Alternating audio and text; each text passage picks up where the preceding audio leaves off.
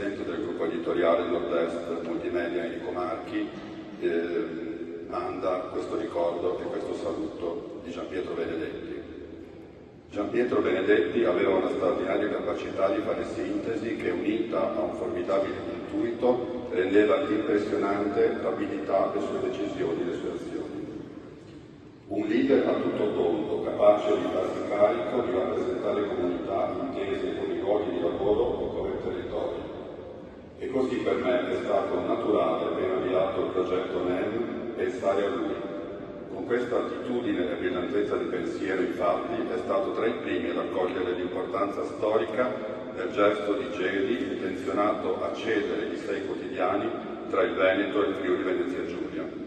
E Gianpietro è stato tra i pionieri, dunque, nel concepire e costruire il disegno di Nord-Est Multimedia, che ha acquistato quei 6 giornali e tra di essi il Messaggero Veneto.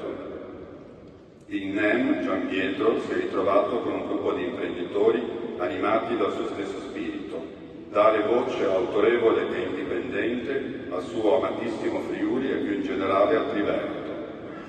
Ci mancherà. Nel suo ricordo troveremo ispirazione e interpreteremo giorno per giorno un progetto di impresa che ha la passione per la comunità e i territori al centro. Enrico Marchi.